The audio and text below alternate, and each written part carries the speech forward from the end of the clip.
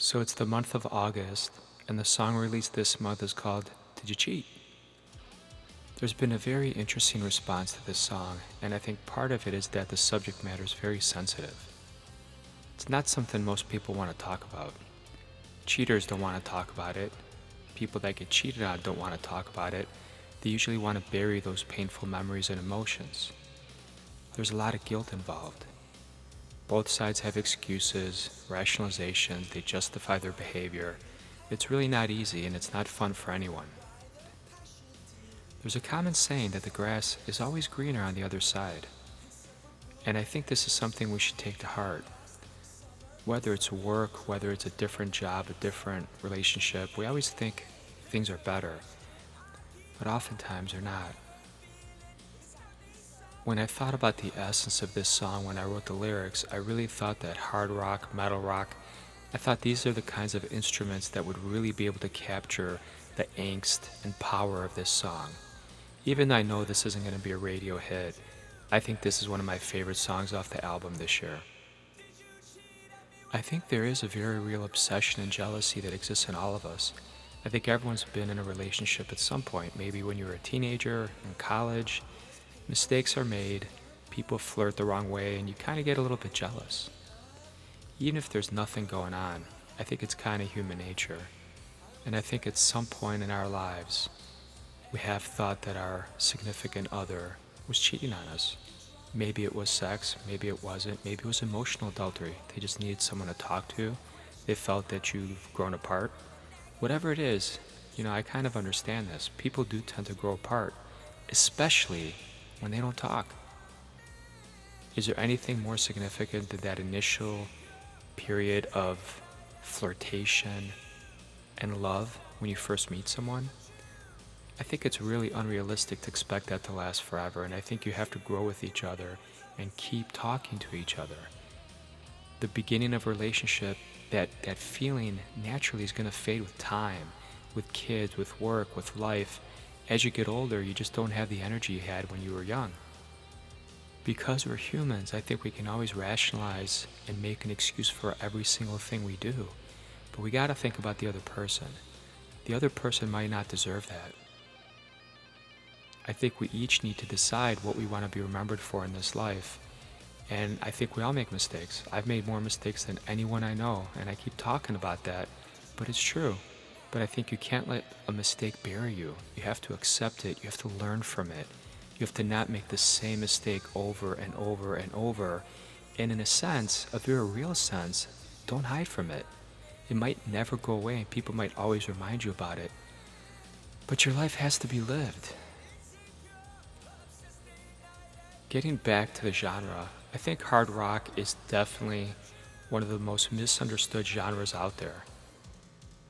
Fans are kind of really surprised sometimes when they hear that a lot of bands like Queen, Led Zepplin, Fallout Boy, Pink Floyd are really consistently in my reviews. People think I sound like them and some of the instrumentation does. I don't think there's anything wrong with that, and it might surprise fans, but there's a reason for that. I do consider myself, in essence, a rock musician. It's not all pop. Even the pop songs definitely have some driving guitars and have some intensity to them. On this song, I went to the extreme. I mean, it's definitely a metal kind of vibe like Metallica. And I picked it for a specific reason. I think there's a primal instinct to this song. If anyone has ever been cheated on, there's a very real sense of hurt. And sometimes the healing works, and sometimes it doesn't. For the fans that have been following me for a long time, I think you've come to realize by now that I don't want to stay stuck in the same sound. So this song definitely was fun to do because I love experimenting and going off to different tangents. I purposely don't want all my songs to sound the same, and I also don't want the way I sing them to be the same. I'm working on some really, really cool stuff that's coming out in a couple months where I'm hitting like a G major, B flat major notes, which I could never do 2 years ago or even this year. So I continue to work on my lyrics, I continue to work on my vocals, and I continue to experiment, but I don't want to sing in the same style every single song. I think fans will get bored of that, and I want to show my range. This song definitely challenges the listener. It's not a safe song like some of the other things you hear on the radio or some of the other things I've done. It's confronting, it's loud, it's bold. It talks about something no one really wants to talk about. And it's not just noise, there's a reason for everything on the song, every instrument, every gap, every pause. Again, when people think about metal music and hard rock, they think it's barbaric, they think it's against religion, they think it's satanic, they think it encourages crime, it's about screaming, it's sexist. I don't think that's true at all. I think hard rock gets a very bad rap. And I think it's misunderstood even among musicians who might not comprehend it. I can tell you that some of the nicest guys I've ever met in the music business sing hard rock and metal. And it might be appearance why they have tattoos and long hair, but really you need to kind of get to know people. Don't judge a book by its cover. I might be able to understand why a specific music critic doesn't like metal rock, but I think you should at least listen to the 3-minute song and appreciate it, and then criticize specific aspects of it. I understand why the radio doesn't play it. It's not for everybody. But to me, I think there's nothing wrong with hard rock music.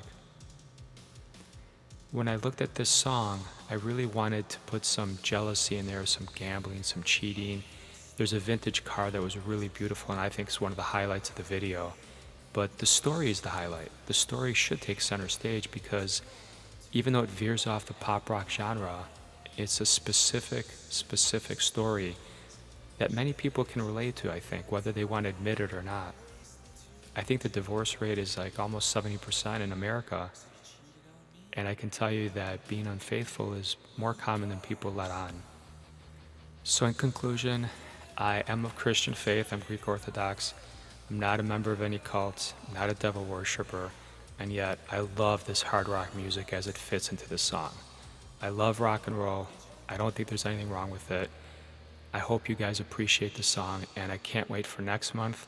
I veer off into the country genre with a song called Whiskey. Guys, have a great August. Enjoy the end of the summer, and let's rock.